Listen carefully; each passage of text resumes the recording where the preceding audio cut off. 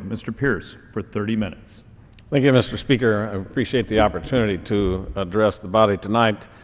I was not able to hear the President's speech today, but was able to then get a transcript and read it.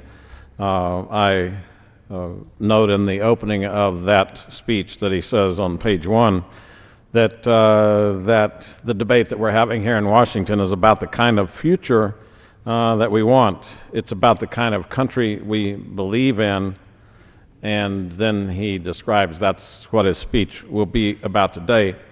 Now, as I read the context of the speech, I realize that the President and many Americans believe in very dramatically different models of country.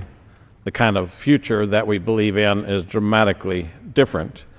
I find in the President's speech that he centers many of his comments around taxing, and maybe it's taxing the millionaires and the billionaires, and so I think that if we're going to talk about the kind of country that we live in, the kind of future that we want for the country, for our children and grandchildren, it's imperative that we begin to discuss this policy of taxation, this idea that we should and can tax the rich greater proportionate shares.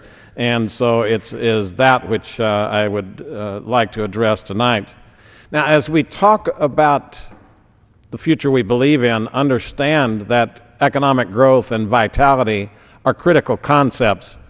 And so one must then ask, how does a country achieve economic growth? How does it fail to achieve economic growth? That would be a key question.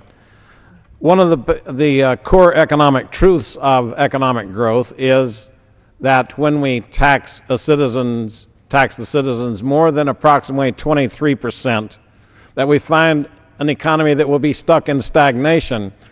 When we lower the taxation rate, then we find an economic vitality, creation of jobs. And so somewhere in that threshold of about 23%, we understand that every time we raise taxes, we kill jobs, and every time that we lower taxes, we create jobs. That was the essence of the argument that President Kennedy levied when he said we need to lower the tax rate in order to create more government revenues. Now, I often talk about the economic chaos that we're facing in our world right now, in our country, and it begins at this point. We begin with looking at the chart. We have basically an imbalance. We are spending $3.5 trillion every year, and we're bringing in $2.2 trillion every year. Our economy is stuck in stagnation. We don't have the ability to create jobs, and the President is talking about raising taxes in order to create revenue. President Kennedy understand that when we raise taxes, we actually diminish the 2.2 figure. We actually lower the 2.2 because jobs are lost, productivity is lost, and therefore those jobs don't pay taxes to the government, and the government's revenues begin to